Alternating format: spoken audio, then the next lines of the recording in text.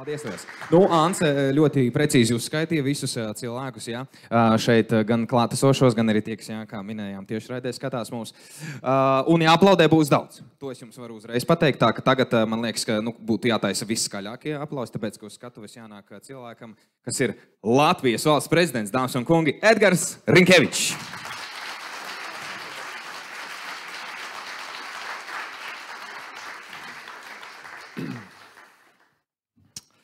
Labs rīts, labrīt jaunieši, labrīt deputāti, gan no Saeimas, gan no Eiropas parlamenta.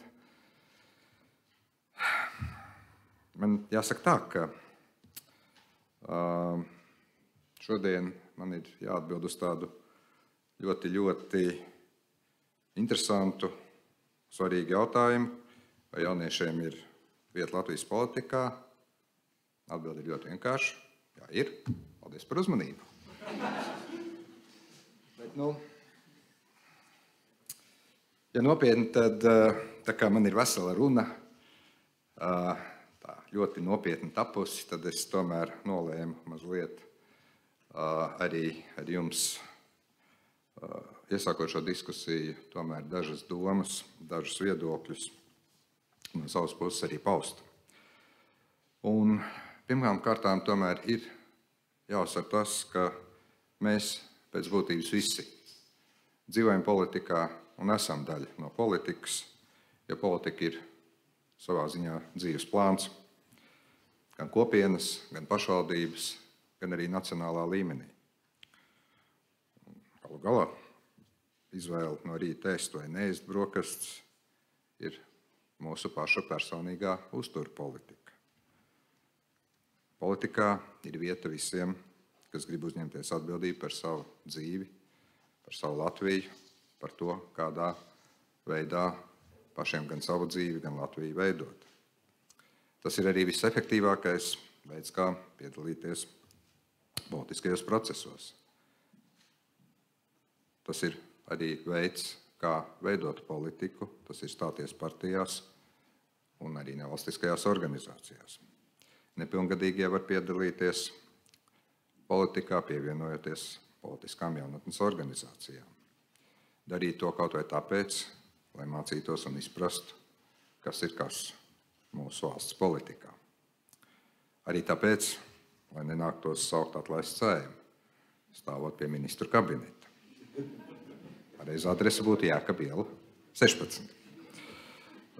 Un jums, godātie jaunieši, ir viena ļoti laba īpašība.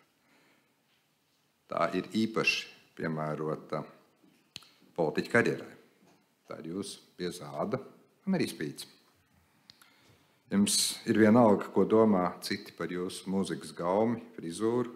Jūs tiksiet galā arī ar ķengām, par izvēlēto hūdiju vai nepareizi saliktām rokām. Un ja pat ar to jūs tiekat galā, tad jūs pilnīgi noteikti tiksiet galā ar dažādiem viedokļiem par jūsu nepareizajiem uzskatiem. Jebkurš uzskats patiesību sakot ir pareizs. Kaut arī skaidrs, ka jūsu iesaiste politikā būtu absolūti vēlama, tomēr nevienmēr mēs redzam, ka reālā jauniešu pārstāvniecība politikā tiešām ir reāla. Īsi pirms vēlēšanām partijas atceras par saviem jauniešiem un izmanto tos bieži vien, būsim godīgi, dekoratīvos nolūkos. Jo kādam jau priekšvēlēšana teltīs jāstāv un bukleti jādala. Taču pienāk laiks vēlēt partijas valdi un nereti par jauniešiem piemirst vai iedod īpašo goda vietu vai kvotu, lai būtu tā, ka ir tas jaunietis vai tā jauniete. Kad pienāks laiks, un tagad vismaz vienās vēlēšanās, Eiroparlamenta vēlēšanās, šis laiks ir pienācis, gatavot kandidātu sarakstus Saeimas pašvaldības vai Eiropas parlamenta vēlēšanām. Visbiežāk jaunieši nokļūst kaut kur pa vidu, drīzāk jau gan uz beigu pusi. Jaunieši nereklamē, kad jālemj, kurš iesaistīt partijas viedokli publiskā diskusijā. Parasti pieredzējušie politiķi ir tie, kuriem ir priekšroka. Tie nav jaunieši. Ko darīt, lai tā nebūtu? Kā panākt, lai jūs partijai būtu kas vairāk par bukletu dalītāji? Kā panākt to, lai jūs būtu tiešām redzami un dzirdami? Pirmkārt, cīnīties par savu vietu. Tikai tad jūs uztvers nopietni. Jūs uztvers tik nopietni, cik nopietni jūs paši būsiet. Un te jau nav runa tikai par uzvalku vai lietišķo kostīmu un Saeimas caurlaidi. Paudiet savu viedokli. Stāstiet, ko jūs sagaidat no aktīvajiem politiķiem. Stāstiet, kādu nākotni jūs vēlaties. Mums ir vēl viena prasme, kas bieži nav lielajiem politiķiem. Daudziem viņas nav. Un tā ir prasme likt lietā sociālos tīklus. Izmantojiet to.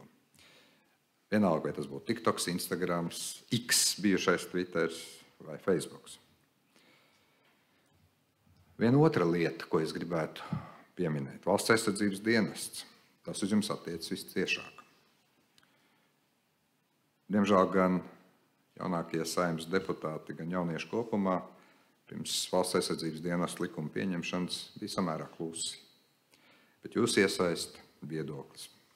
Bažas un idejas varētu palīdzēt šo dienestu padarīt vērtīgāku gan valsts aizsardzībai, gan jums pašiem kā personībām. Tāpat kā visi izglītības jautājumi. Izglītības saturs, drošības skolās, skolu tīkls Latvijas reģionos. Es negribētu, lai šos lēmumus par jūsu ikdienu un jūsu nākotni pieņemtu tikai politiķi. Labākā gadījumā pieaicinot kādu skolas direktoru vai skolotāju vai kādu pašvaldības deputātu. Es esmu pārliecināts, ka jūs uztvers nopietni, ja jūs būsiet nopietni un runāsiet arī par tematiem, par kuriem popularitāti TikTokā īsti iegūt nevar. Dažs varbūt var teikt un teiks, jā, bet man izpratne vēl nav tāda, lai es publiski varētu runāt. Pirmkārt, godīgi sakot, politikā tā nekad nav problēma. Runāt par lietām, kuras jūs īstenībā pat nesaprotat. Galvenais būt pārliecinām par savu taisnību. Un tas attiecās ne tikai uz Latviju, bet arī faktiski uz visu pasauli. Otrkārt, diskusijas un aktīvs darbs faktiski šo izpratni par lietām, par pareizo lēmumu arī veido. Jūs nekad nekļūsiet un nepieaugsiet par aktīviem lieliem politiķiem, ja nespērsiet pirmos ārēji drosmīgos, bet varbūt iekšēji nepārāk drošos soļus.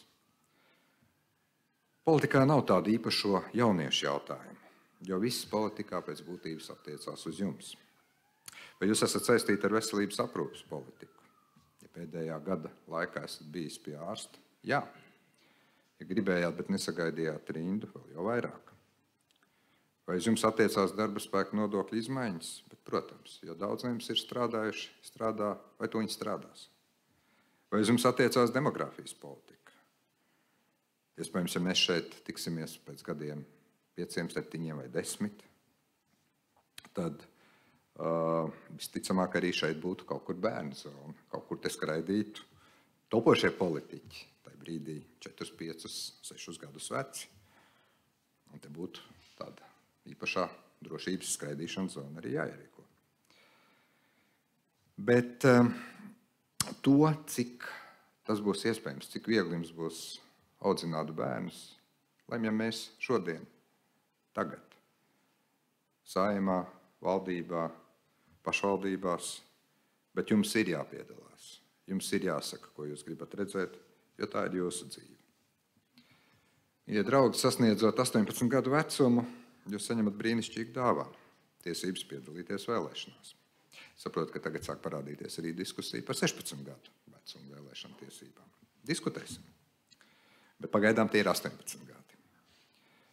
Taču jāsaka tā, ka ne visi šo dāvanu izsaiņo, ne visi šo dāvanu izmanto un nepiedalās šajā procesā, šajā demokrātiskajā procesā.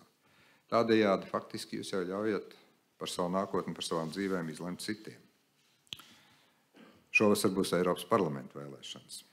Un es tā saprotu, ka šeit ir sapulcējušies tie politiski aktīvākie jaunieši no visas Latvijas. Tādēļ diez vai man šeit ir jāaģitē jūs iet balsot. Es esmu pārliecināts, ka ja tajā vēlēšana dienā jūs būsiet 18 gadus veci, jūs arī būsiet pie vēlēšanu urnām. Un jūs sadosiet savu balsi par partiju, par politiķiem, par kuriem jūs esat pārliecināti, ka tie būs tie īstie. Taču viena lieta gan, ko es gribētu jūs visus aicināt. Parunājiet par politiku vismaz ar vienu skolas biedru, ar vienu kolēģi, kurš saka, ka viņa tā politika vispār neinteresē. Pastāstiet, kā politika ietekmē viņa ikdienas gājienu uz veikalu, kā ietekmē viņa izglītību, kā ietekmē viņa pusdienas dziesmu un deju svētkos, vai kā tā ietekmēs varbūtību, ka kāds palīdzēs nelaimē, ka tas būs nepieciešams. Un varbūt tad viņš vai viņa aizdomāsies un politika sāks interesēt. Šodien jūs vēl daudz runāsiet par jauniešu iesaistu politikā, ko darīt un ko nekādā gadījumā nedarīt. Gan oficiālās diskusijās šeit uz skatuves, gan pārtraukumos, kafijas pauzēs un arī noteikti vakarā pēc konferences. Jūs noteikti būsiet ar dažādiem viedokļiem. Jūs jau pārstāvat dažādus viedokļus, iespējams, kāds arī politiskās partijas, bet es šodien jums vēlu ne tikai runāt, bet arī sarunāties. Ja politikā mērķi vai programmas nav ne plika graša vērti, ja politiķis nespēja ieklausīties citu bažās un arī vienoties par nepieciešamo lēmumu, dažreiz arī par nepieciešamo kompromisu. Lai šodien jūsu mērķis diskusijās nebūtu pārliecināt par savu taisnību, bet gan izprast sarunbiedru, izprast oponentu un arī mācīties. Un tieši pēc 10 gadiem, kad šeit varētu būt tā bērnu skraidīšanas zona, tas bērnu rotaļlaukums, kad kāds no jums būs ministrs, kāds no jums būs Saeimas deputāts, Eiroparlamenta deputāts, jūs varētu teikt tiem jauniešiem, kas būs šeit sapulcējušies vai kādā citā tāpā, ka jums ir izdevies ietekmēt savu nākotni, ka jums ir izdevies padarīt dzīvi labāku un ka jums ir izdevies sasniegt savus sapņus un mērķus. Lai jums visiem šodien būtu brīnišķīga diena. Paldies! Latvijas valsts prezidents Edgars Rinkevičs. Paldies, prezidenta kungs. Paldies!